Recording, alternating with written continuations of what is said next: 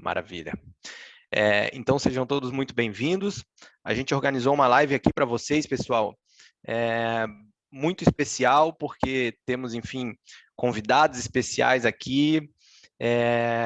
Eu queria começar apresentando aqui os nossos convidados. Temos o Christian, que é o especialista de investimentos da Unicred Mato Grosso.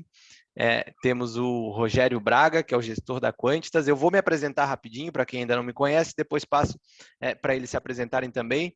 Então, meu nome é Rafael Garcia, eu hoje estou como especialista de investimentos na Unicred do Brasil, tá, pessoal? Então, hoje eu estou muito focado, cuidando aqui principalmente das pastas de comunicação, da pasta de capacitação e da pasta de produtos. A pasta de produtos é uma pasta no qual dentro dela está todo o processo de seleção de fundos que a gente faz aqui para selecionar os produtos, ou seja, os melhores produtos para a plataforma de investimentos da Unicred, tá? Então, eu consigo dizer para vocês com muita tranquilidade que hoje, diante desse processo de seleção de fundos que a gente tem dentro da plataforma da Unicred, nós oferecemos os melhores fundos da indústria para vocês cooperados, tá? Então, acho que esse é um primeiro ponto legal de trazer aqui e não à toa a Quantitas está dentro desse hall de gestores especiais que vai falar com a gente hoje. Então, vou passar a palavra para o Christian se apresentar também, em seguida o Rogério Braga se apresenta. Vai lá, Christian.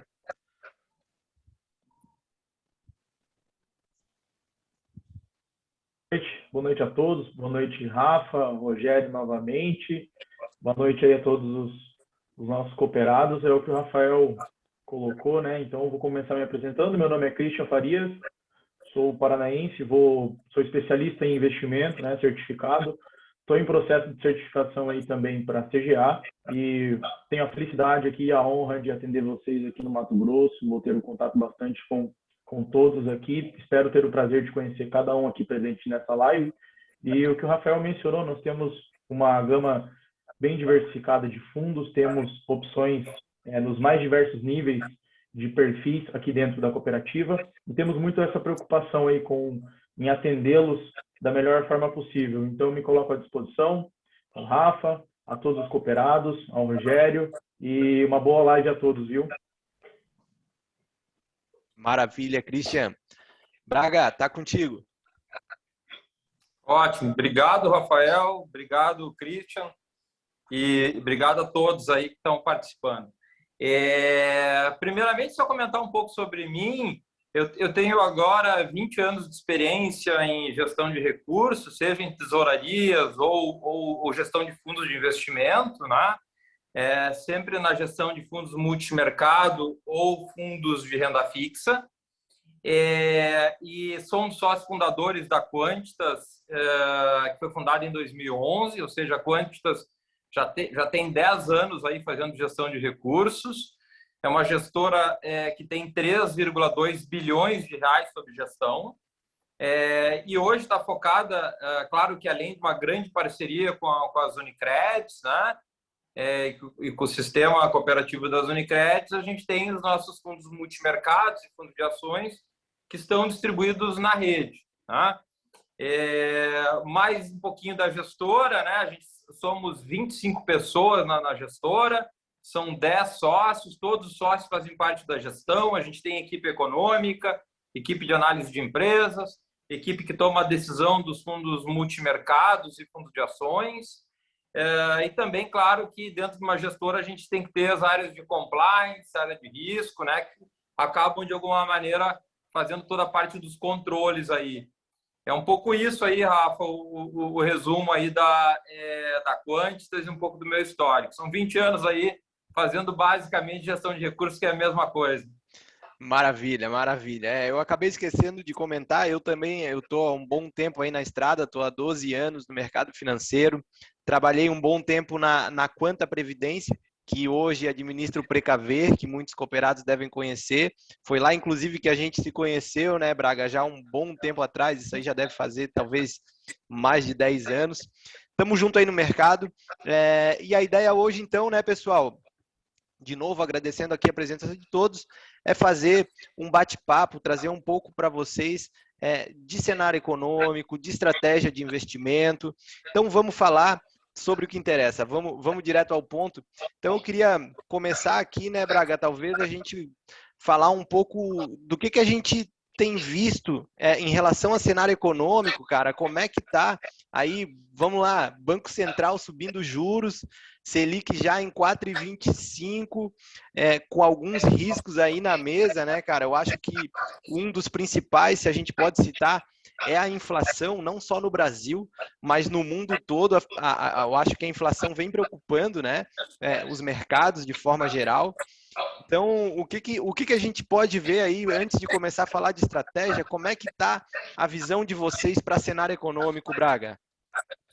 Não, ótimo. Obrigado, Rafa. Eu começaria citando um pouquinho, eu vou começar lá por fora, tá? Cenário externo, tá? Eu acho que a grande questão, a grande mudança que a gente teve a partir de março de 2020, com a crise, que acho que os investidores como um todo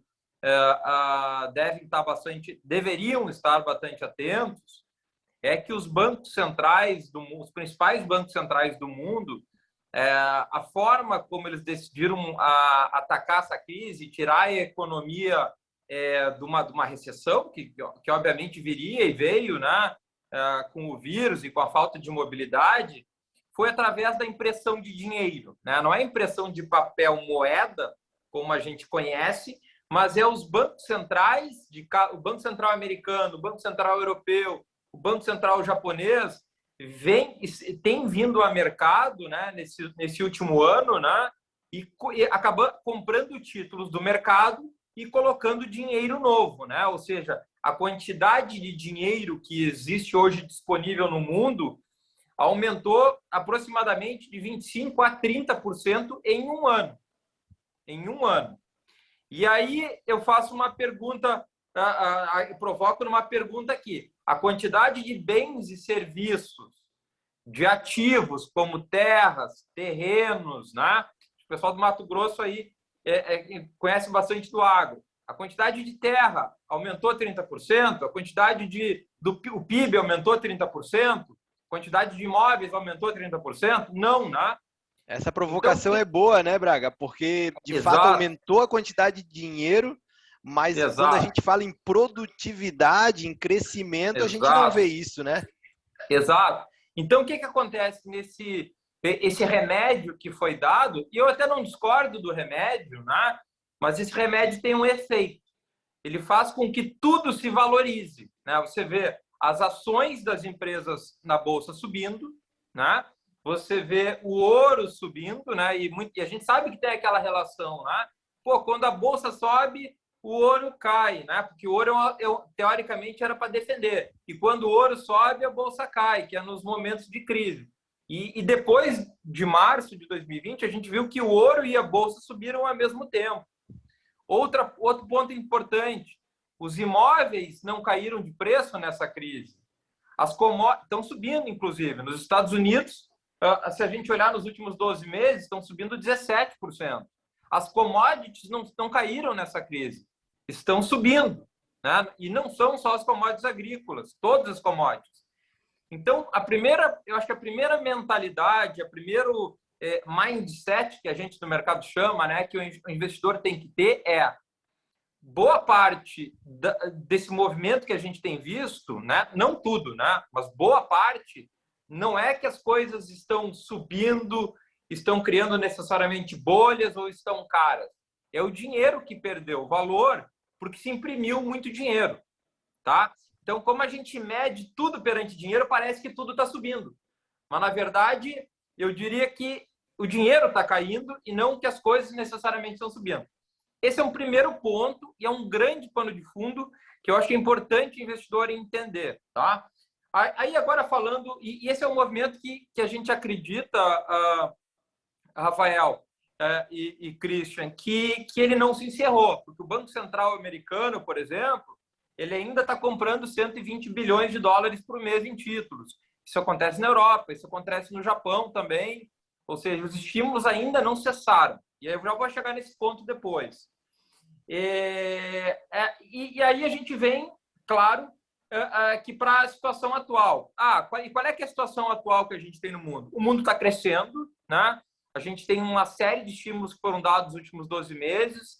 As pessoas, durante esse período todo, algumas não gastaram por questões precaucionais, porque tinham medo do desenrolar da crise, outra por questões circunstanciais, vários itens do setor de serviços, você não consegue consumir via internet, você não consegue viajar mais, você não consegue ir a mais restaurantes, alguns serviços eles foram impedidos de serem consumidos, mesmo que as pessoas eventualmente tivessem um pouco mais de dinheiro poupado durante a crise, né? Então, as pessoas saem dessa crise com mais dinheiro, né? Porque os estímulos foram muito grandes, as taxas ainda estão muito baixas de juros e a atividade está crescendo no mundo todo. Não é diferente no Brasil. A gente está vendo no segundo trimestre agora a atividade acelerar muito rápido, né?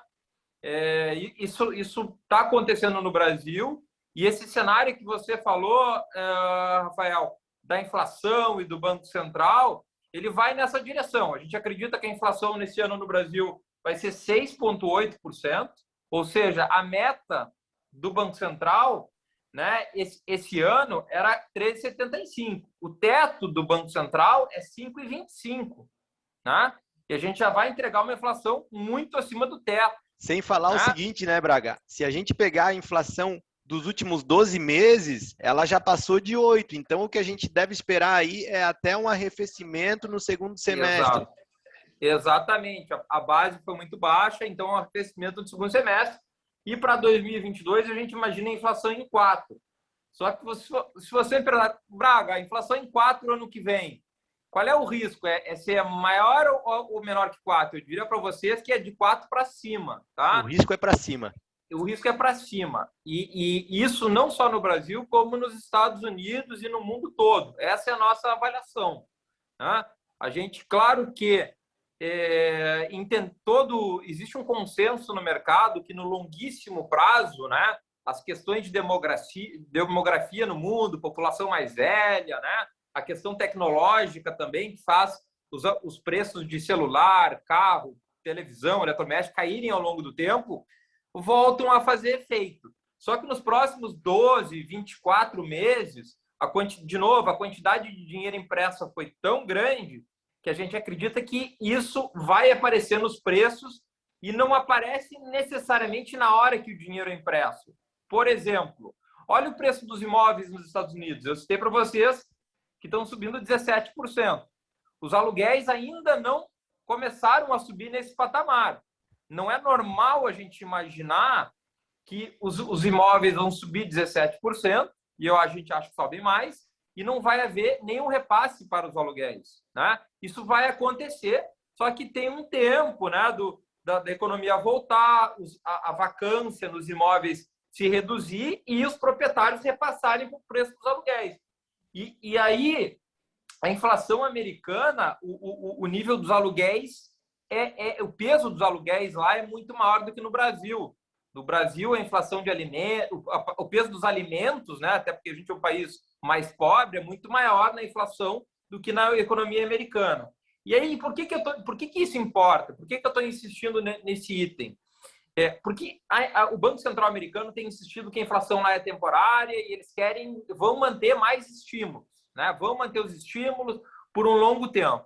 A gente acha que eles vão ter que tirar os estímulos antes, né? Que eles vão ter que parar de comprar títulos lá um pouco antes do que eles estão falando. Ô Braga, inclusive, alguns dirigentes do Banco Central americano já começaram a mudar essa postura, né?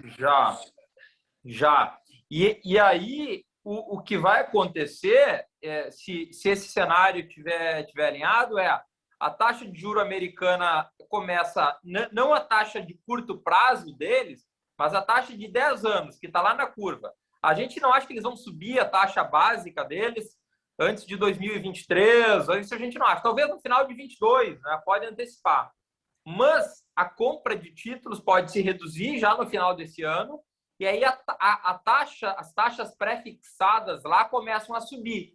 Se a taxa pré-fixada nos Estados Unidos começa a subir, Isso exerce uma grande poder gravitacional sobre o dinheiro e os ativos no mundo todo. Imagina só, você tem uma taxa de 10 anos em dólar, que hoje paga ao redor de 1,40, né? 1,5, 1,40. Imagina se isso aí vai para 2,5, 3 ao ano em dólar. Isso acaba sugando o dinheiro do mundo todo, dos países emergentes, de alguma maneira, né? Então, é um ponto que tem que estar atento, é um risco a ser monitorado, né? E principalmente para aquelas ações de empresas, por exemplo, que são empresas que têm um fluxo de caixa projetado no longo prazo. O que quer dizer com isso, Braga? Pense em empresas de tecnologia, né? Empresas de tecnologia, elas trabalham com o conceito de que você hoje tem um lucro pequeno, mas daqui a 10, daqui a 20 anos, essa empresa vai crescer, vai eventualmente com o risco de virar uma Apple, Facebook da vida, e você vai ter grandes lucros no longo prazo. Então, você ganha porque você espera um grande crescimento no longíssimo prazo dessa empresa. Só que se as taxas de juros de longo prazo sobem, o nível, a taxa de desconto desses fluxos de longo prazo tem um impacto muito grande no valor presente dessa empresa. Né? Ao passo que empresas que tenham não embutido um crescimento muito grande, mas sejam empresas que gerem bastante caixa no curto prazo, como, por exemplo, vou dar alguns exemplos das nossas clássicas de empresas de agro, mesmo a SLC Agrícola, por exemplo, a própria JBS, uma própria Petrobras, por que não, né? São empresas que elas geram muito caixa, né? No momento atual, elas geram muito resultado, e boa parte do valor dela está no caixa gerado no curto prazo e não no longo. Então, a gente prefere ações de empresas hoje que tenham mais resultados e caixa consistente no curto prazo do que ficar exposto em empresas que dependam do crescimento no longo prazo, porque a elevação dos juros americanos de longo prazo pode impactar no mundo todo empresas do mesmo tipo, do mesmo setor. Tá? Eu acho... Posso complementar rapidinho, Braga?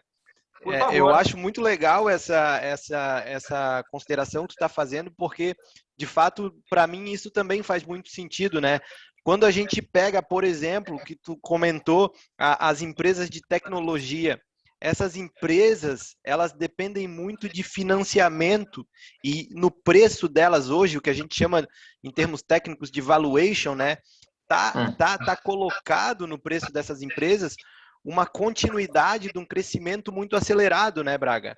Então, eu acho que o grande desafio, e aí que o mercado, algumas pessoas têm questionado, e o mercado está começando a compreender agora, é que essas empresas, para estarem num preço ainda atrativo, das duas, uma, ou elas precisam continuar crescendo num ritmo acelerado, o que é muito difícil, vamos concordar, né? Uma empresa, enfim, empresas de tecnologia cresceram muito, foram muito favorecidas pela pandemia, mas dificilmente elas vão continuar com esse crescimento acelerado ao longo dos próximos 10 anos, né, Braga? E na outra ponta, tu comenta o seguinte, cara, talvez as empresas mais cíclicas, aquelas empresas que geram bastante caixa, que não estejam tão alavancadas, sintam menos essa alta da taxa de juros ao redor do mundo todo, né? Exatamente, esse é o ponto. E ainda que a gente fosse num cenário hipotético, a gente imaginar que as empresas elas vão gerar caixa, vão crescer e tal, o ponto é elas têm mais sensibilidade a uma elevação dos juros. E a gente, na Quantitas, acredita que os juros de longo prazo devem subir no mundo, porque se imprimiu muito dinheiro e vem inflação à frente nos próximos 12, 24 meses. Esse eu acho que é o principal ponto. Em termos de commodities, que eu acho que é algo importante aí de alguma maneira para o Mato Grosso, né? que depende muito do agro, a gente acredita que deve ficar bem sustentado, né? Tem estoques baixos aí de agrícolas, acho que bastante gente acompanha bem isso, e além disso o mundo está crescendo, China está crescendo, né? A gente acredita que preços de commodities devem ficar bem sustentados, e até porque esse cenário de impressão de dinheiro ele torna também commodities um ativo real, né? A commodities não é um ativo real com nem terra, terreno, não chega a ser da mesma forma, porque você consegue produzir mais commodities com mais tecnologia ao longo do tempo, mas tem uma limitação, né? Então, a gente acha que commodities também funcionam como uma proteção para esse cenário de maior exposição à inflação. E Brasil, né? Entrando em Brasil especificamente aqui, a gente acredita o seguinte, ó, a Selic está em 4,25, como você falou agora, tá, Rafael? Para a próxima decisão, eu acho que só tem uma dúvida. A dúvida é o Banco Central, que ele vai subir, isso é fato, certo. Já está dado. Já está dado. A dúvida é, ele sobe 7,5 ou 100 basis points? 0,75% ou sobe 1% na próxima? Diria, sendo bem sincero, eu colocaria... Até porque os 3,75 a gente já alcançou, né? A gente já está em 3,77 nesse ano, né? Então a gente já alcançou a meta aí do Banco Central e a gente já entrou no intervalo de 1,5 ali que ele tem de gordura para queimar. Exatamente. Então, a nossa leitura é que sobe, né, mais 75 ou 1% na próxima, e eu estou bem dividido, eu acho que tem 50% de cada caso, e aí vai para onde essa Selic? Na nossa leitura, para em 8,25 só, tá? Claro que pode ser um pouco abaixo, um pouco acima disso, né? A gente são previsões que a gente vai ajustando ao longo do tempo. Mas esse 8,25 lá em 2022 já, né, Braga? Acaba esse ano em 7,25, ou seja, e aí tem mais 1% de alta no início do ano que vem, botando a Selic em 8,25. Essa é a nossa leitura, né? Se você pensar que a inflação vai ser 6,80 esse ano, né? E 4 ano que vem, o Banco Central tem que botar o nível de juro num patamar acima da inflação a ponto de que cria um juro real chamado neutro, né? Então, esse é um ponto muito importante. Beleza. Voltou. Tua imagem saiu, mas já voltou, tá, Braga? Já estamos te vendo aqui de novo. Vamos ver. Voltou? Aqui pra gente já. Tá ótimo. E do ponto de vista de crescimento, tá, no Brasil, e eleições ano que vem, reforma, eu diria para vocês que o Brasil está crescendo. No segundo trimestre, boa parte dos estímulos que tem dado tem mostrado um crescimento bastante forte, né? A gente acredita que pode ter alguma relação com o agro, né? O agro, muitas vezes, né? Eu acho que da região de vocês, aí do Mato Grosso, sabem bem como é que é. Mesmo que o produtor ganhe, ele movimenta dinheiro na cidade toda, né? Então, o comércio se beneficia, outras regiões do Brasil, indiretamente, se beneficiam com o agro, estando com crescimento no nível que está, os preços das commodities também no nível que está.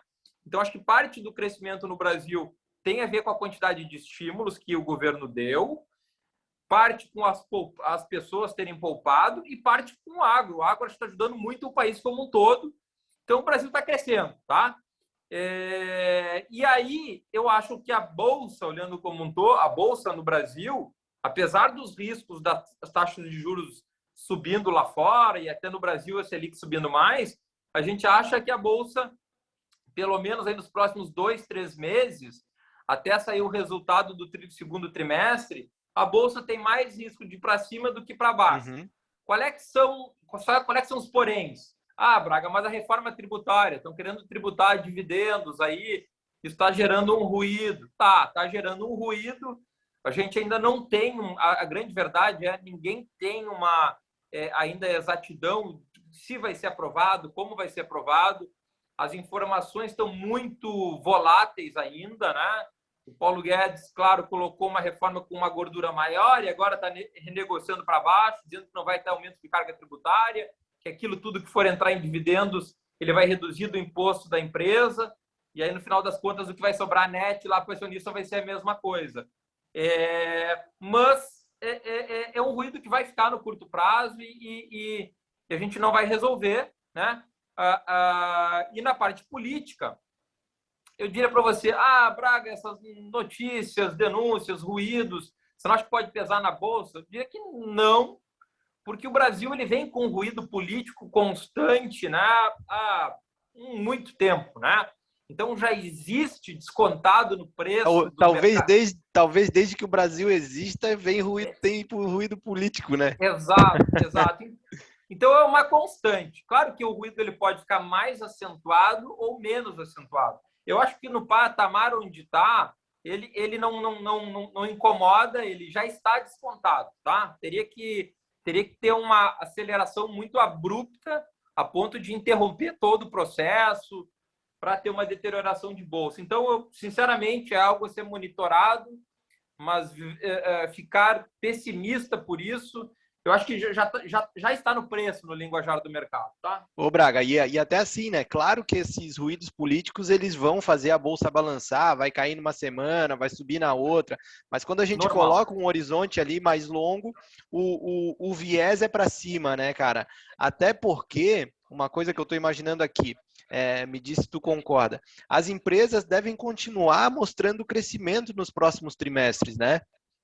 Exatamente. A gente tem uma leitura que esse ano tem crescimento de lucros, né? A economia está voltando, né? Tem essa questão das commodities que eu acho que está ajudando o Brasil como um todo. E aí, claro, eu diria para você também, Rafael, que mais no final do ano, né? Último terceiro, quarto trimestre, aí eu acho que a gente vai ficar com uma postura, talvez, começar a ficar com uma postura um pouco mais defensiva para receber as eleições do ano que vem. Eu diria assim, tem uma janela de curto prazo que eu acho que é menos problemática, que dá para continuar cautelosamente usufruindo de alguma melhora de preços, né? Com atenção à curva americana. E para o ano que vem, eu acho que o investidor aí tem que estar com o portfólio mais equilibrado para receber as eleições. Legal. Mas eu acho que fazer isso agora, eu acho que é muito antes, tá? Eu acho que é antecipado demais. Eu acho que fazer isso mais para o quarto trimestre, eu acho que é algo onde eu faria. Ainda tem uma gordura aí para aproveitar, provavelmente, né?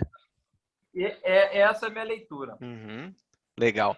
Braga, eu tenho um monte de pergunta aqui para te fazer, né? Eu tô louco para começar já a falar dos fundos, da estratégia também, e inclusive porque tem muito link para a gente fazer com, por exemplo, trajetória de juros, com as estratégias que os fundos de vocês fazem, enfim. Mas antes de entrar nesse ponto, cara, eu queria que tu comentasse rapidinho para a gente sobre uma das coisas que eu sei que é a mais difícil, se não uma das mais difíceis de falar no mercado, que é o câmbio, né, cara?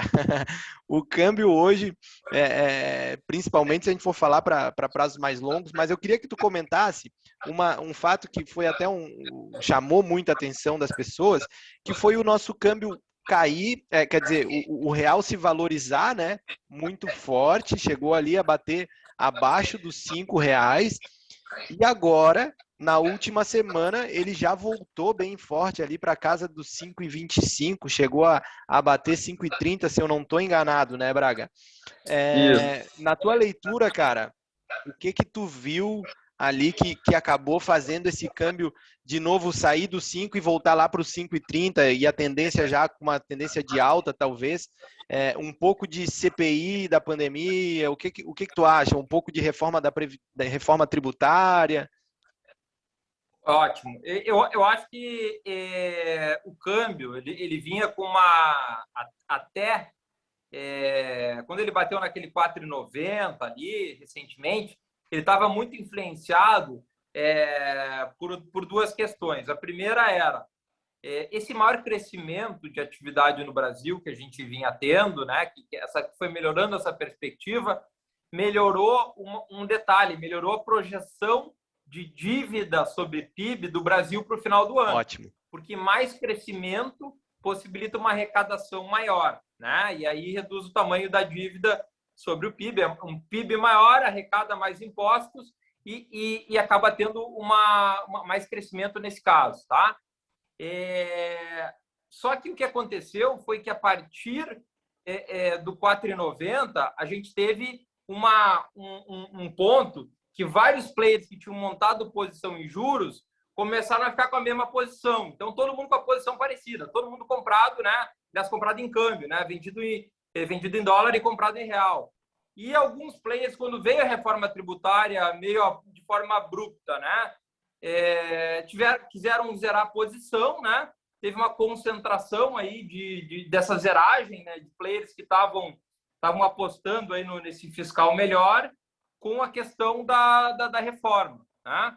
E aí eu acho que teve uma concentração, é o que o mercado chama de stops, né? Teve alguns stops concentrados, puxaram o câmbio um pouco para cima.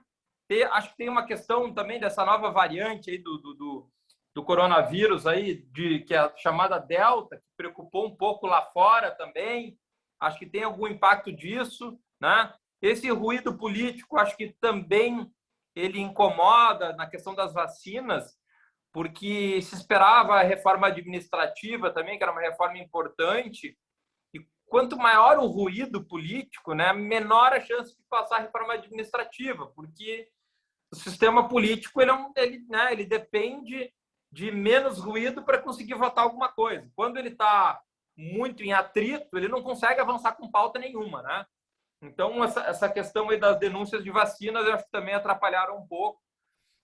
Mas a gente acha, a nossa avaliação, é que o real ele ainda está barato quando a gente compara com moedas de outros países emergentes, tá?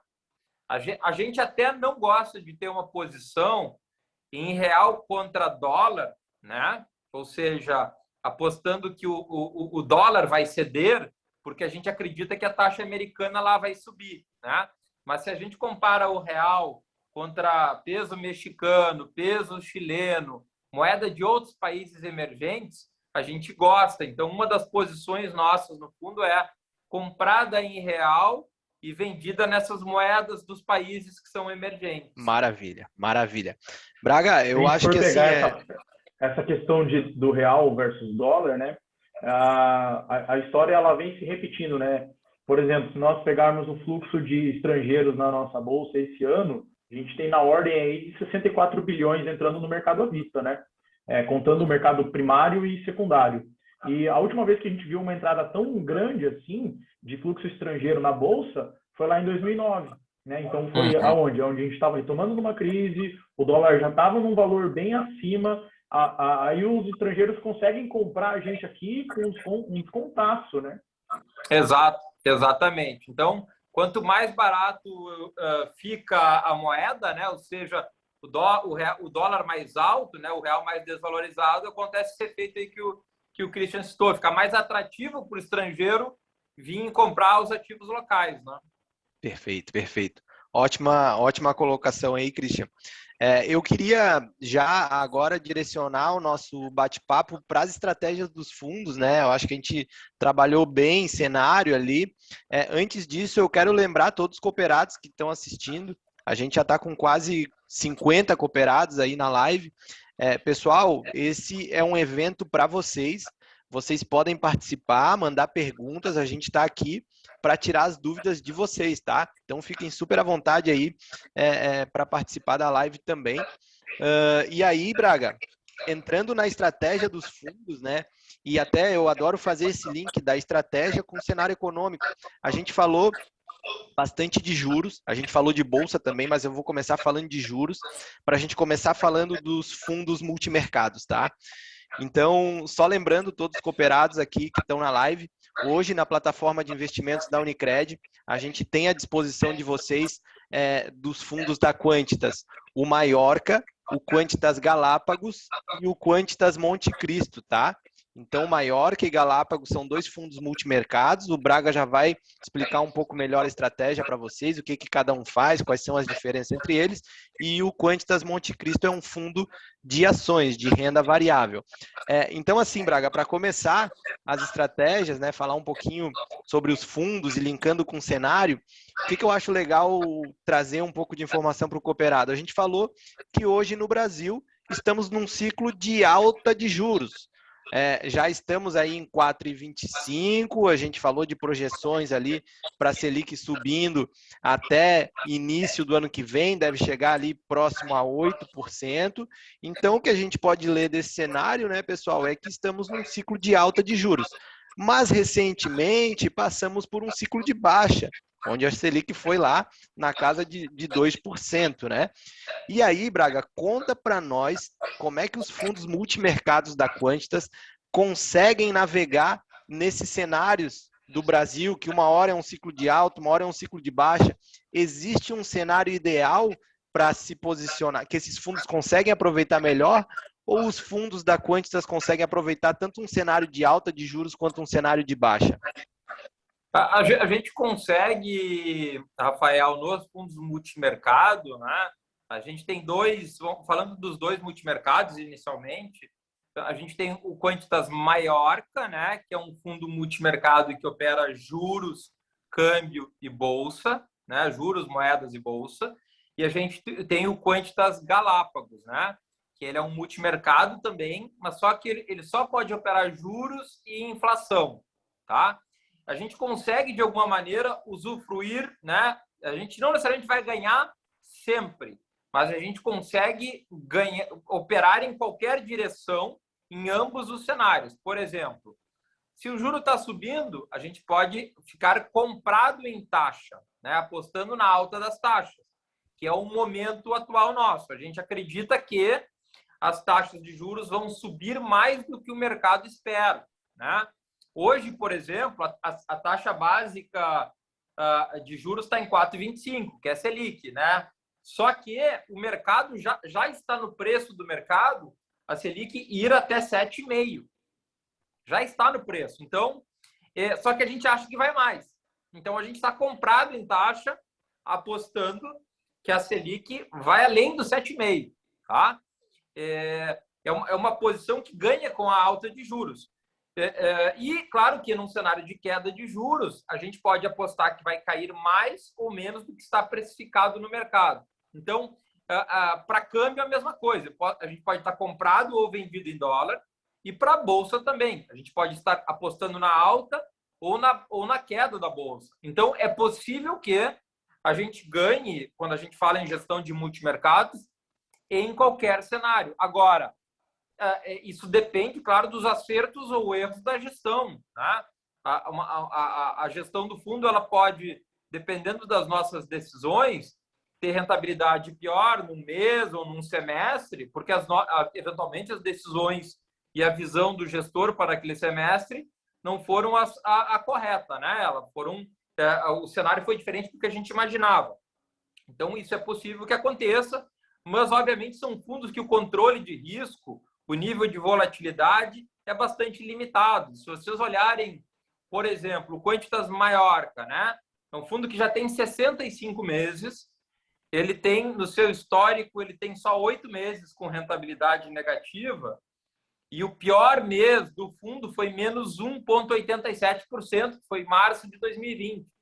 Ou seja, para um fundo multimercado, é relativamente uma perda comportada. E assim, né, Braga? Né? O Maiorca é um fundo que, inclusive, tem renda variável. Então, olha só que interessante essa informação. O que tu falou para a gente, cara, é que aproximadamente em 87% dos meses, o Maiorca, mesmo tendo um risco de bolsa e tudo mais, claro que equilibrado, ele dá retorno positivo para o investidor. Exato. A gente tem dentro dele, Rafael, várias estratégias que a gente desenvolveu ao longo de anos, né? Como eu tinha comentado antes. Faço há 20 anos já a gestão de recursos, e ali dentro tem estratégias de compra e venda de ações, que são, você aposta que uma ação está muito cara e a outra barata, e você opera só na diferença das ações. Você faz isso, a mesma coisa com moedas, né, que eu estava citando. O real está barato, o peso mexicano está caro. É fazer um contra o outro, não precisa fazer contra o dólar, né, que é a moeda forte. Se a gente não quiser se expor ao dólar, a gente faz só do real com seus pares. A gente pode fazer a mesma coisa com a curva de juros. Por exemplo, quando a gente está na dúvida por exemplo, se a curva está muito, se vai continuar subindo muito mais ou menos, mas a gente pode achar que a taxa de juros de 3 anos está muito baixa em relação à taxa de 4. Então, a gente faz uma compra da taxa de venda da taxa de 4 e compra da taxa de 13 e opera na diferença. Então, a Quantitas, ela tem muito DNA de operar diferenças e não tanto se o cenário vai para cá ou vai para lá, né? Que também, a gente também faz. Mas ao dividir o portfólio, a carteira do fundo, em várias operações de valor relativo, que a gente chama, nos 3 mercados, com mais as nossas visões de cenário, a gente consegue diversificar. Então, quando eventualmente a nossa cabeça está um pouco errada, as outras posições compensam e a gente consegue não perder tanto, né? Então, que nem eu falo sempre, de uma forma muito resumida, se a gente tem 10 estratégias, se a gente acertar em 7 num semestre e perder em 3, o fundo vai ter uma rentabilidade boa. Então, a gente diversifica as nossas posições. Esse é um grande... Esse faz parte do nosso estilo de Isso é gestão, sensacional, né, Braga? Porque o gestor, nesse caso, ele não fica vendido, sujeito a uma direção do mercado. Basta, na Exato. verdade, obviamente, que nem tu muito bem reforçou, fazer uma leitura o mais assertiva possível do que vai acontecer, né? Então, essa flexibilidade desses fundos multimercados da Quantitas, eu acho que ajudam muito a diversificar o portfólio dos cooperados, né? Porque tu tem ali um cara, um gestor pensando, independente da direção do cenário, tentando entender o que vai acontecer para gerar alfa, que a gente chama, gerar um retorno acima do mercado, né? Braga, exatamente. Tanto o Galápagos, eu quero começar a organizar aqui tudo que a gente está falando na cabeça dos cooperados. O Galápagos seria o fundo com menos risco entre todos esses que a gente está falando, né?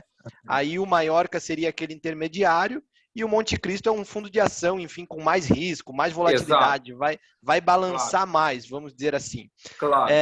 O que eu quero te perguntar agora, que tu explique para o pessoal.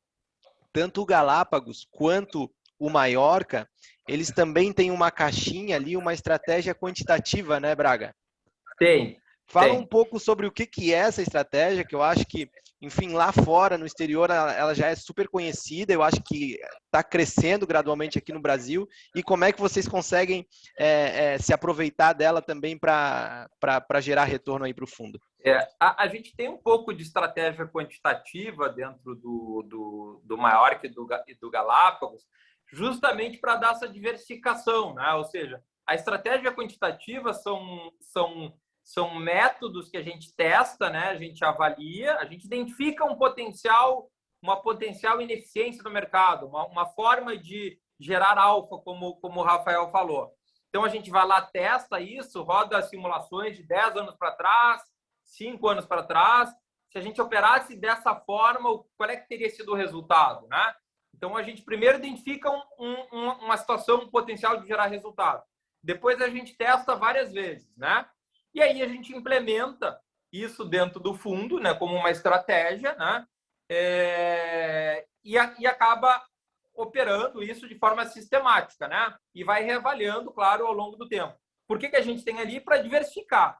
Como eu falei para vocês, a gente tem operações de cenário, tem operações mais técnicas de valor relativo e tem as operações quantitativas. Então, isso ajuda a dar uma diversificação, né, na carteira do fundo. Essas operações quantitativas, especificamente, que estão dentro do Galápagos e do Maiorca, são posições onde a gente usufrui, né, dos fluxos passivos. O que são fluxos passivos?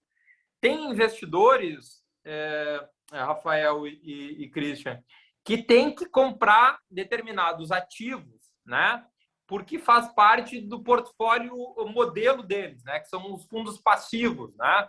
Fundos passivos, eles têm que seguir certos indexadores, né? Tem fundos passivos de renda fixa, fundos passivos de ações. Então, a gente sabe que eles vão operar, né, vão precisar comprar ações ou comprar títulos de renda fixa, né, os vencimentos da taxa pré, numa determinada época, num determinado tempo. Então, o que a gente faz? A gente atua através de modelos quantitativos como contraparte dele durante esses períodos, para que a gente, quando eles estiverem comprando, a gente venda, né?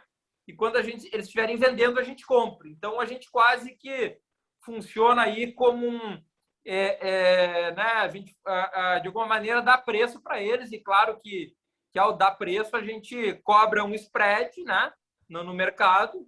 e esse spread é o que o fundo ganha. Ótimo, ótimo. Braga, então, assim, falamos aqui de bastante de Galápagos, de Maiorca. Antes da gente passar para falar um pouco do Monte Cristo, que é o fundo de renda variável, como é que estão as posições? Fala um pouquinho das posições, principais posições dos dois fundos, para o pessoal entender um pouco. Ótimo. Vamos lá.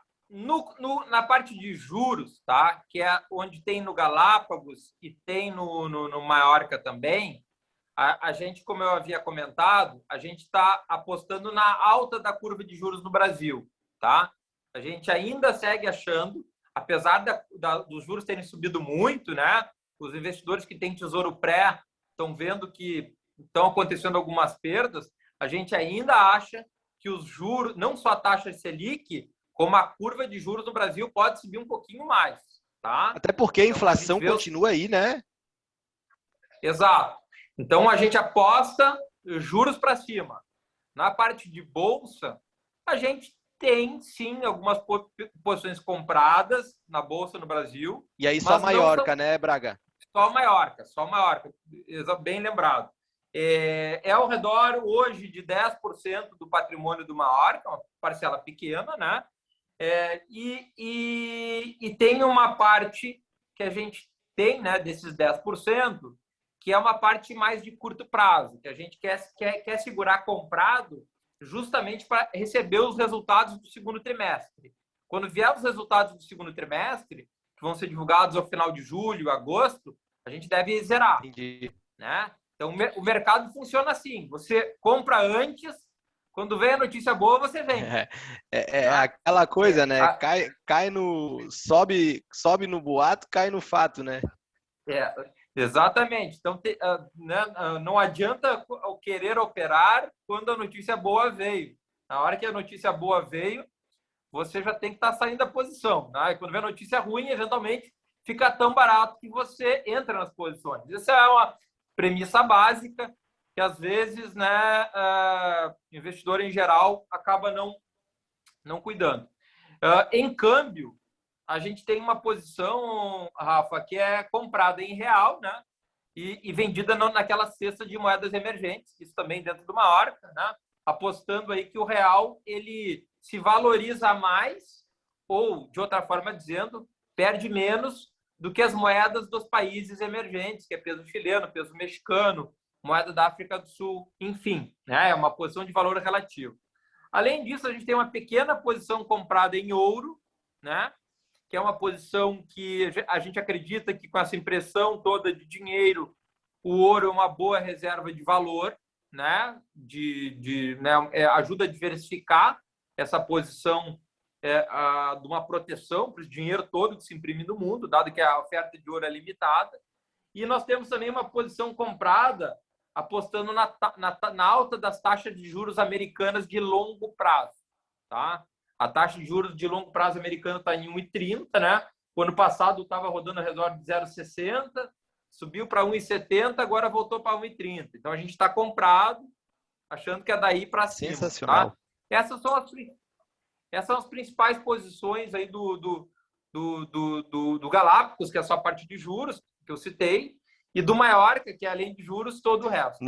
São dois fundos que a gente confia demais, a gente gosta, não à toa, são dois fundos que estão nas nossas carteiras recomendadas. E falando especificamente do Maiorca, olha só que legal, pessoal. Você investindo num fundo, você consegue ter acesso à estratégia de juros, de renda variável de ações, você consegue investir em ouro, consegue ter estratégia de câmbio, e consegue ter estratégia, inclusive, de juros no exterior, nos Estados Unidos. Então, acho sensacional essa diversificação da carteira.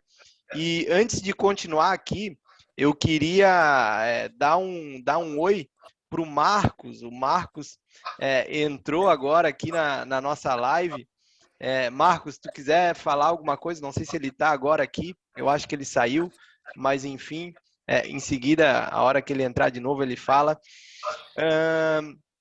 Braga, vamos então falar um pouquinho do Monte Cristo, que é um fundo de renda variável que tem chamado a atenção do mercado demais, principalmente nesse ano. eu diria para ti que está lá no pipeline dos fundos de renda variável. Aí, ó, o Marcos apareceu. Marcos, quer falar alguma coisa, mestre? Vamos lá, tá no mudo. Agora sim. Então, desmuta ali. Boa noite. Tá me ouvindo bem, Rafael? Te escuto sim. Boa noite, cara. Bem-vindo. Obrigado. Quero já entrar aqui fazendo meus agradecimentos a vocês. Nós estamos em viagem aqui por Mato Grosso e as estradas de vez em quando nos pregam algumas peças, né? Então, desculpa não ter podido entrar no início. E já eu quero só agradecer o bate-papo de vocês aí. Tô no bastidor aqui. Quando a coisa estiver finalizando, faço meus agradecimentos. Já agradecer antecipadamente o Braga aí pela participação conosco aqui. Pode ir conduzindo, daqui a pouco eu dou mais um alô. Maravilha, maravilha, Marcos. Então tá. Então vamos lá, Braga, continuando, que eu estava comentando, Monte Cristo, hoje é o fundo que a gente olhar o resultado no ano, e aqui eu quero fazer um parênteses, não é que a gente vende resultado, não é isso, o que a gente gosta de falar é da consistência do gestor, da qualidade da equipe, da qualidade de controle de risco, é isso que a gente preza quando faz o nosso processo de seleção de fundos, mas é inevitável falar da excelente performance do Monte Cristo no ano. Está ganhando do Ibovespa aí com, se eu não me engano, mais de 20%. Eu puxei aqui, cara. O Monte Cristo está no ano com retorno de 29,8% aqui na última cota que eu tenho, ou seja, 23% acima do Ibovespa no ano. Então é um fundo que a gente não poderia deixar de falar aí um pouco da estratégia para o pessoal também, né, Braga? É isso aí. O fundo, como você já falou, Rafa, é um fundo de ações, né? É importante o investidor entender. É um fundo que oscila mais, porque ele é formado por uma carteira de ações. Agora, ao longo do tempo, o fundo ele foi todo ano, né, abrindo ao longo dos 10 anos de histórico dele, uma diferença muito grande em relação à Bolsa, né? Então, o investidor, ao ter uma parcela do seu recurso investido no Monte Cristo, digamos que seja a parcela que ele mantém em renda variável, ele vai ter uma diversificação de portfólio, né? Uma diversificação de várias ações. O gestor do fundo é o meu sócio, Wagner Salaverry, né? Que tem também 20 anos de experiência em renda variável, foi gestor lá na época da Geração Futura, um cara muito experiente, um cara que gosta para tomar suas decisões de investimento, ele não fica ali só na planilha de Excel, vendo os múltiplos, né, da empresa, não é só no Excel, ele gosta de ligar para as empresas, conversar com a diretoria, conversar com os sócios, né, entender como estão os produtos, é um cara que gosta de puxar o telefone, efetivamente, para entender o que está acontecendo nas empresas que ele investe e tem um perfil, né, de alocação que é muito de valor, né? O Wagner gosta de empresas que realmente gerem caixa, gerem lucro, né, que não dependam de grandes promessas, né, de ideias mirabolantes, né, de grandes crescimentos para dar resultado para o seu investidor, né? Ele gosta de empresa barata e não empresa cara, que tem um grande crescimento lá na frente e é uma história para contar, para convencer o investidor, né? Ele gosta de lucro, né? Investir em empresas que deem lucro e não em empresas que deem prejuízo e promessas só no longo prazo. Então, esse é um grande DNA do nosso estilo de gestão de Monte Cristo. Acho que as principais posições hoje dele, tem posições em Ambipar, teve uma grande posição ano passado em SLC Agrícola, que foi zerada já, mas a gente conseguiu aproveitar boa parte da valorização do papel. Tem posição em Kepler Weber, né? Uma empresa que se reestruturou, uma empresa que vende silos aí agrícolas e a gente acredita que o produtor mais capitalizado vai investir bastante em silo esse ano. Tem empresa que é a Guararapes, que é a Lojas Riachuelo, uma empresa de varejo, que a gente considera um múltiplo bom. Tem uma posição em Ipera também, que é uma empresa do setor de medicamentos, né? Enfim, tem várias posições, mas acho que o grande DNA né? Acho que a grande mensagem para o investidor é que são empresas que dão lucro, que têm resultado, que têm resultados recorrentes. Não são necessariamente empresas que o investidor vai entrar hoje para o valor multiplicar por 3, multiplicar por 4, né? Mas são empresas baratas. Esse é o principal conceito, né? Empresas que a gente avalia que sejam baratas quando a gente monitora o volume de lucros e volume de caixa gerado, tá? E ele segura as posições geralmente 1 ano, às vezes, né, até mais, às vezes 2 anos posição. Então, são posições que ele acaba entrando e segurando um prazo maior, né? Maravilha, maravilha, Braga. Cara, o tempo voa, né? A gente já está se aproximando aqui do horário final que a gente estabeleceu. Eu queria lembrar aqui para os cooperados, todos esses fundos que a gente está falando, qual é o ticket mínimo de entrada e a liquidez para resgate, né? Braga, se tu quiser falar, cara, tu que é o dono dos fundos aí.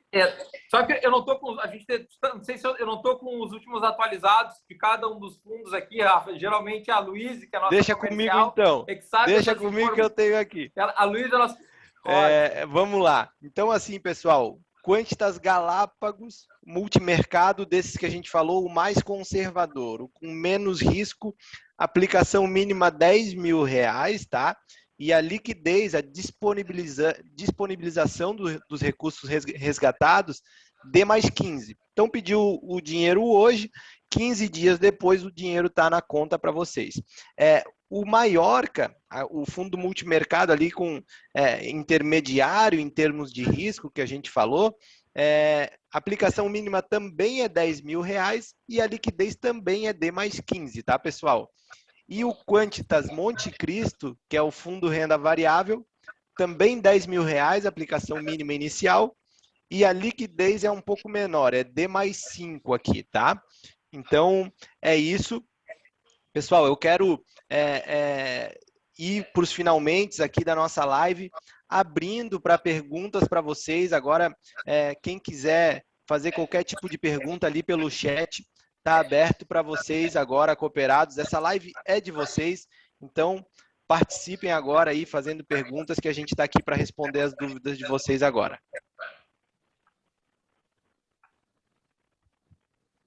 Vamos ver se vem pergunta.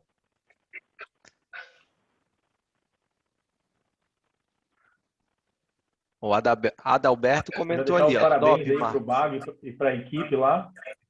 O pessoal saiu até no valor aí como um dos fundos que mais bem performaram, né, nesse primeiro semestre. Então, para ver aí a seriedade do trabalho que o fundo oferece e que a gente também está preocupado aí com os nossos cooperados, inclusive trazendo aqui, né, o Braga para conversar pessoalmente aí e responder perguntas. Muito obrigado. Bom, não sei se o pessoal vai mandar pergunta. Marcos, se tu quiser comentar alguma coisa aqui agora, enquanto a gente aguarda as perguntas dos cooperados.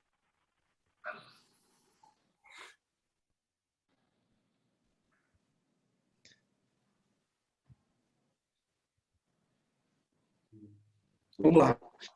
Vamos aproveitar então o momento. Quero agradecer imensamente, Rafael, pela sua grande contribuição. Agradecer o Christian pela participação, já começando trocando o pneu do carro com o carro andando, né? Nós ainda nem conseguimos bater um papo ainda com a Unicred Investimento para apresentar o Christian. Ele começou essa semana conosco, está à disposição dos cooperados da Unicred Mato Grosso para nós fazermos essa intermediação e esse bate-papo sempre sobre investimento e educação financeira. Agradecer o Braga. Braga, eu consegui ouvir boa parte da sua explanação. Ora a internet caía na estrada, ora não. Cheguei aqui na cidade de Lucas do Rio Verde, Mato Grosso. É uma cidade de 350 quilômetros da capital. Você deve conhecer bem aí, se não a cidade, pelo menos o nome, né? E sabe bem que a região aqui é muito pujante, sim, né? E obrigado mesmo, cara, pela sua participação. Nosso presidente, Dr. Ronivaldo, que está também na Unicred do Brasil e na nossa central, junto com o nosso vice-presidente, o João Paulo Fortunato, falam bem de você. né? Nós temos fundos institucionais também, onde a Quantita é gestora. Então, muito obrigado. Eu acho que a sua presença enriquece bastante aqui a nossa intenção. E a Unicred Mato Grosso, ela inicia um ciclo de papos, né, com gestores. E nós já queremos dizer para ti, cara, que tu vai voltar aqui, viu? Essa é só a primeira. É só um café, tá bom? Ótimo, Isso aí, prazer. muito obrigado. Ótimo. Obrigado, Marcos. Eu que agradeço aí o convite de vocês. E eu conheço todas as cidades aí do Mato Grosso, principalmente as do agro. Eu nunca não visitei, mas obviamente conheço de nome, até porque eu venho de família, apesar de trabalhar no mercado financeiro há 20 anos, a minha família é do agronegócio, aqui do Rio Grande do Sul, mas é do agronegócio. Legal. Então eu conheço todas as cidades produtoras aí, Sorriso, Lucas, enfim, todas aí que são as grandes produtoras aí da região da soja. Né? Muito bem, isso aqui é uma região muito pujante, é isso aí. E dizer aos nossos cooperados também que este é o primeiro de uma sequência de eventos que nós iremos fazer. Nós temos um objetivo duplo aqui, que é melhorar o conhecimento dos nossos cooperados em relação ao mercado de capitais e entender como é que funciona, né, esse contexto todo. Então, é muito interessante a conversa contigo hoje, porque a gente percebe que a Quantitas ela oferece fundos, desde aquele cooperado que tem uma sensibilidade maior com risco, até aquele fundo que tem um pouco mais de volatilidade, mas o cara que pensa no longo prazo e quer estar exposto a ações, né? Como é o caso dos 3 fundos que foram ditos aqui, um deles de ações. Então, isso é muito interessante. A gente percebe, Braga, que essa proximidade das pessoas com esse mercado de capitais, seja diretamente operando em bolsa ou através de fundos, isso é uma coisa inevitável. O brasileiro ele vem cada vez mais entrando na bolsa e, consequentemente, fazendo aplicações em fundos, né?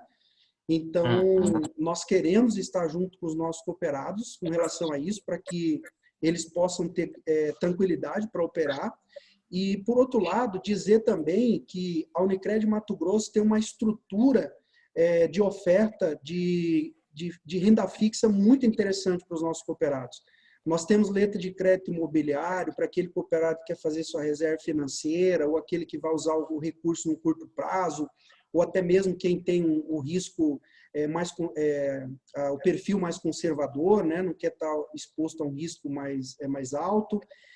Temos letra financeira para quem suporta um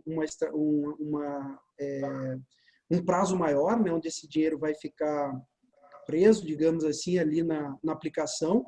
E a nossa cooperativa ela é uma cooperativa muito forte, Braga.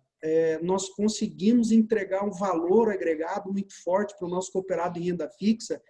Para você ter uma ideia, no passado a gente conseguiu entregar entre aplicações médias mais as sobras que agregam valor para quem deixa aplicado o dinheiro, 145% do CDI. Então, você sabe que é uma entrega que a pessoa vai conseguir num fundo de renda fixa aí que vai ter uma volatilidade acima de 2,5%, 3%, né? Então, não é uma coisa simples, né? Não, e a gente sem dúvida. Consegue entregar isso com uma vol praticamente zero, porque a gente não fica aí vendendo, comprando títulos no mercado, né? Mas aquele cooperado que quer expor parte da sua carteira de investimento em fundos, obviamente que nós temos nossa carteira recomendada e todo um acervo de fundos muito bem selecionados, entre eles estão os fundos da Quantitas, né? Então, é importante que nosso cooperado saiba quem é a pessoa que faz gestão, entenda como é que essa gestora olha o mercado, como é que está o olhar de médio e longo prazo. Então, é muito importante a tua presença aqui hoje e a gente agradece muito, cara, porque isso vai agregar em conhecimento, em educação financeira, em tranquilidade para o nosso cooperado. Ótimo, obrigado, Marcos. E até referendando aí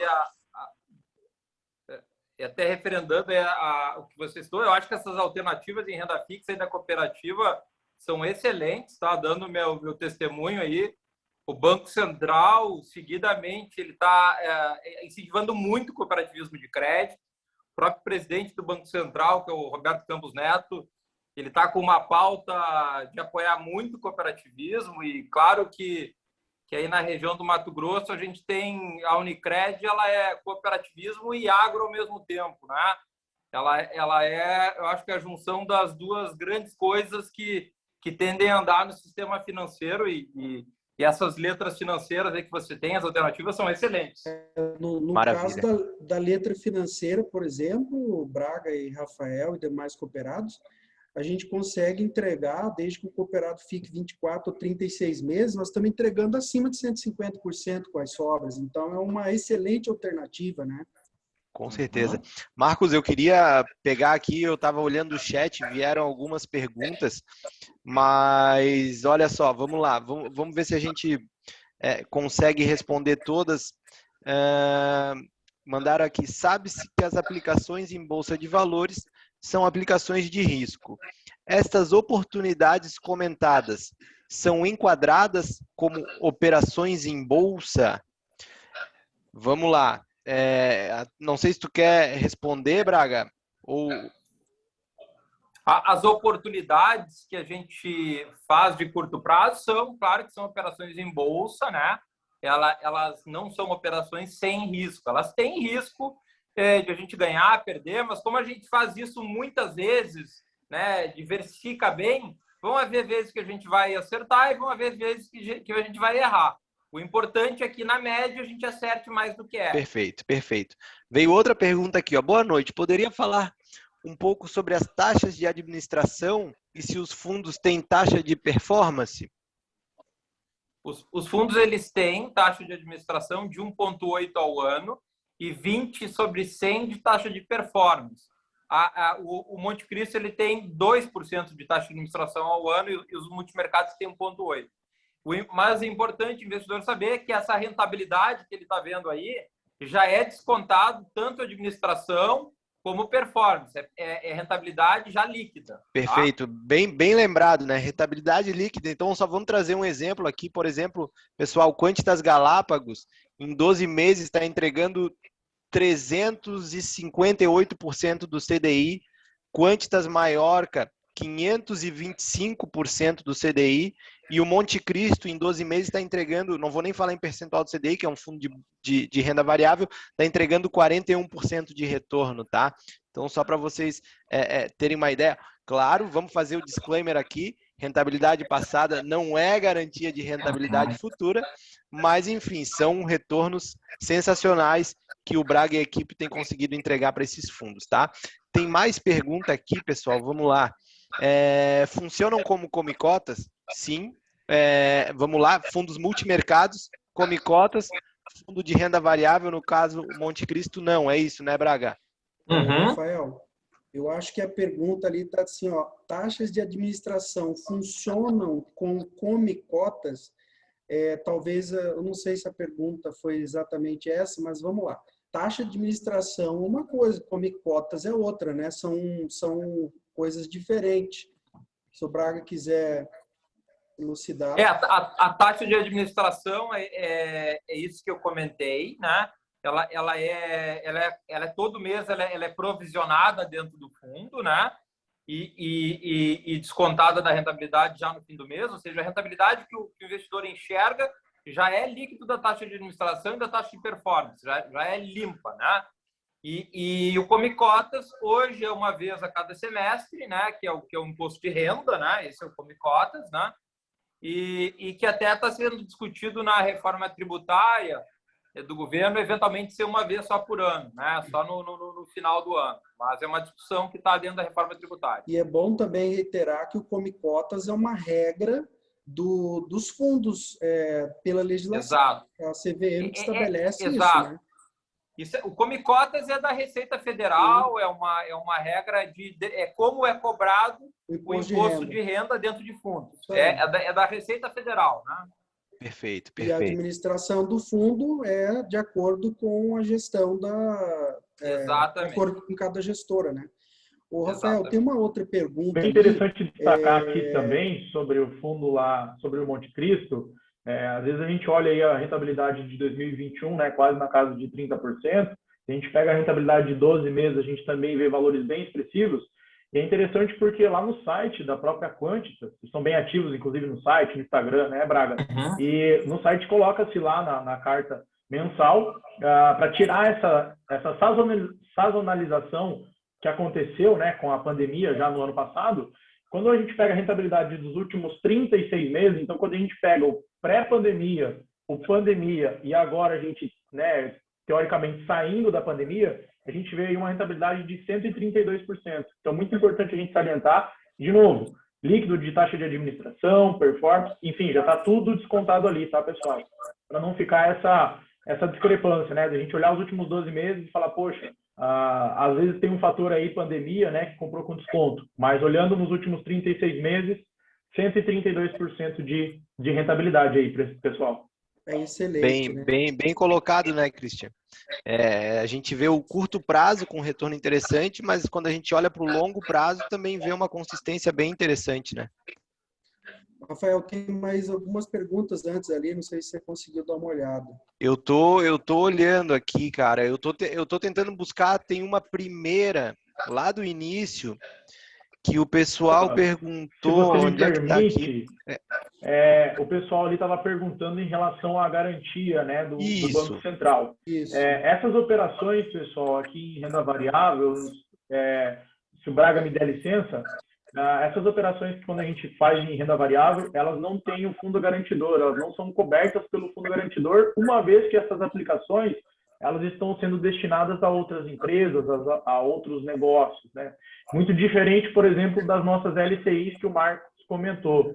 Então, essas sim, elas têm o aval do fundo garantidor, então tem um valor sim que é garantido, diferente dessas que são já exposições em renda variável, tá? Então, seria como se nós fôssemos empreender, né, Rafa? Poxa, eu vou abrir uma empresa e eu vou ter cobertura dessa empresa? Não necessariamente. Eu acho que até dá para ampliar um pouco essa tua fala, Christian, que foi perfeita. No seguinte ponto, pessoal, quando a gente fala de fundo de investimento, não tem garantia, por exemplo, eu acho que a pergunta ali foi muito direcionada para o fundo garantidor de crédito, né? Então, fundo de investimento não vai ter essa garantia, tá, pessoal? FGC vai ter, no caso, por exemplo, de um RDC da cooperativa, uma letra financeira da cooperativa, vai ter a cobertura do FGC Cop, tá?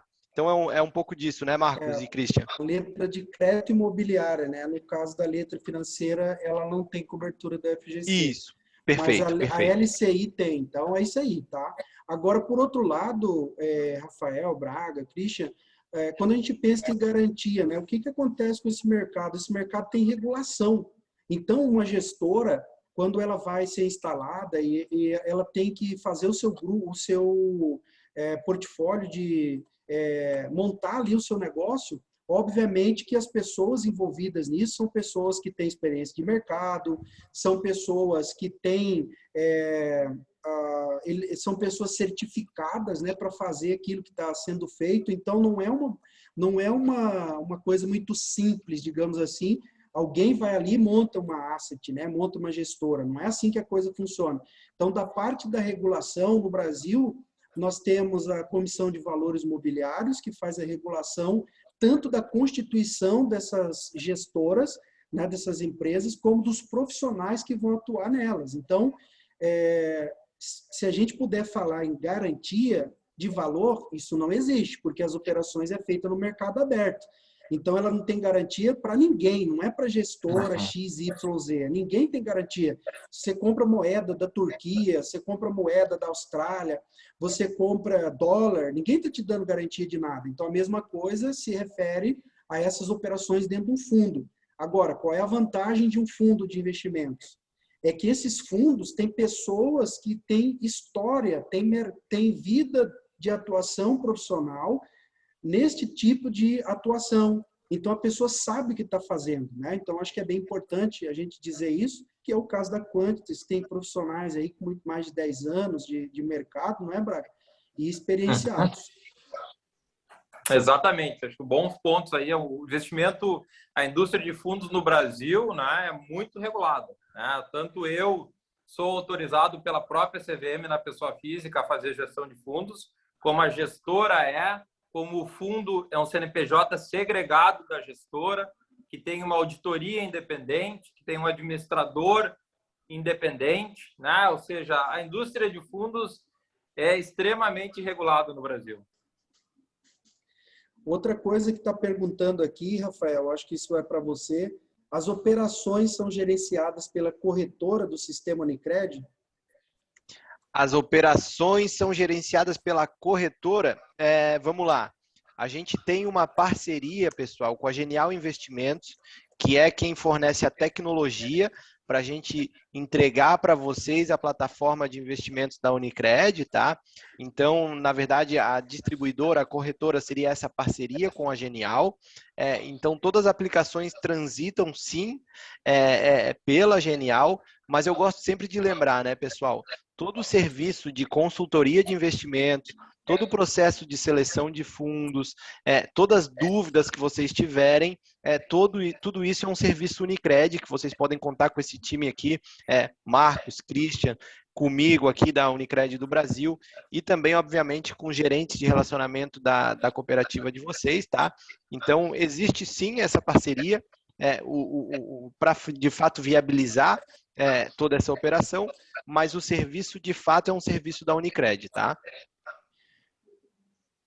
E é interessante lembrar também, pegando o gancho nisso aí, que uma corretora ou uma distribuidora, digamos assim, ela distribui aos seus clientes o serviço que as gestoras fazem. Então, você tem as assets, elas é quem compram, vendem títulos, elas captam. A captação, ela é feita através de distribuidoras. Então, eu acho que é bem interessante essa pergunta, porque uma corretora ou uma distribuidora, ela não pode ter gestão em cima dos valores. Isso é segregado.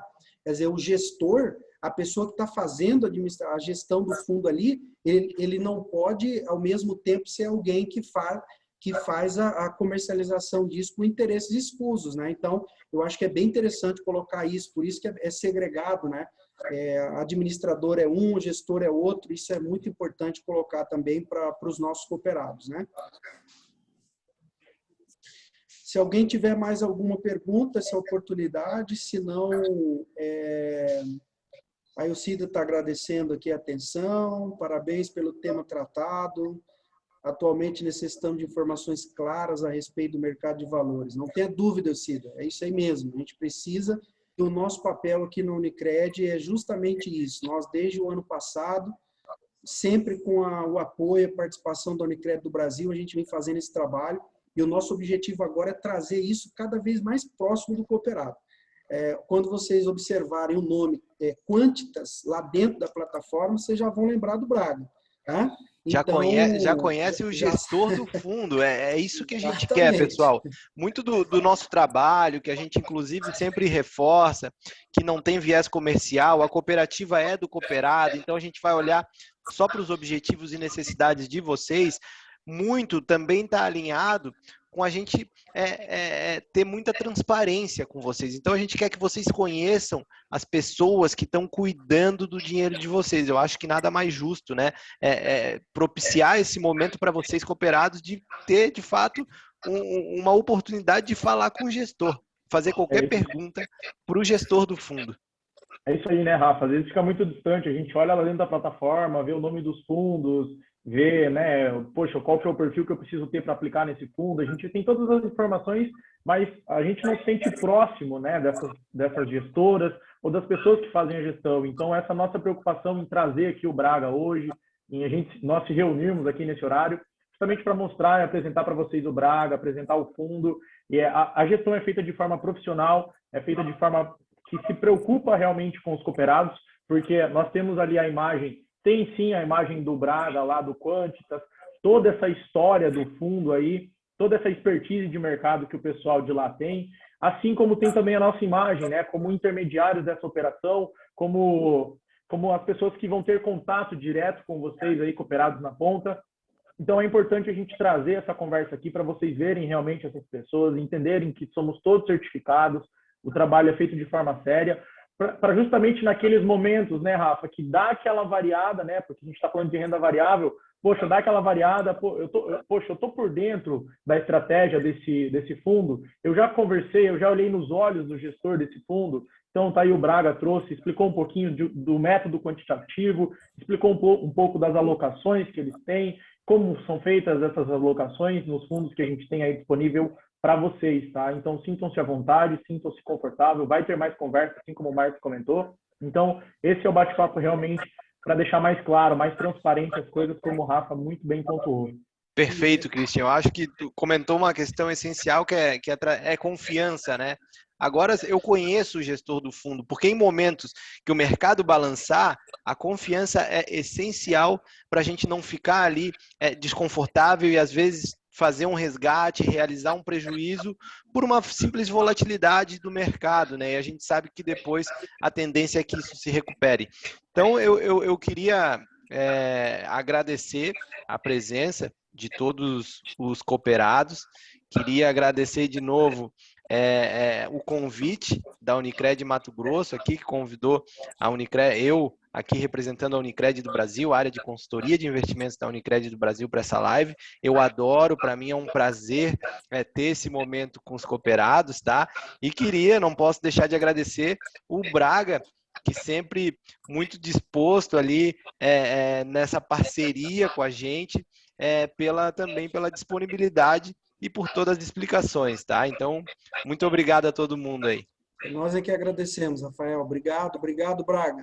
Obrigado mesmo, cara. Ótimo, obrigado, Marcos. Obrigado, Rafael. Obrigado, Christian, pelo convite. Agradeço também a Unicred Mato Grosso. E é isso que vocês falaram aí.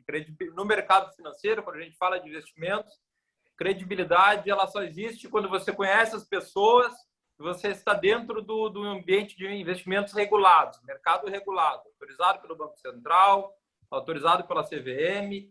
Fora disso, não existe investimento financeiro. Bem lembrado, né, Braga? Às vezes tem umas promessas milagrosas aí no mercado que é roubada. Bastante. Aí depois, um tempo, aparece lá a Polícia Federal. É isso aí. Muito obrigado a todos. Uma boa noite. E até a próxima, se Deus quiser, ainda dentro do mês de julho aí, viu, Rafa? É isso aí. Eu já estou com a agenda pronta aqui. Vamos fazer. Tá bom. Grande abraço. Valeu, pessoal. Obrigado a todos. Tchau, tchau. Obrigado pelas perguntas aí, Braga, tempo. É isso aí, pessoal. A gente se vê em breve, viu? Vou conhecer cada um de vocês aí pessoalmente.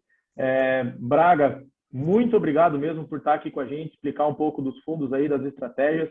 E que bom que nossos cooperados puderam te olhar no olho, né? Falar, poxa, quando olhar Quantitas lá, eu já conheço a pessoa, olhei essa pessoa, conversei com essa pessoa e que a gente possa proporcionar mais momentos com você, Braga, de novo, e claro, com todos, se possível, né, com todos os gestores que a gente tem na nossa grade aí para os nossos cooperados. Obrigado, viu, gente?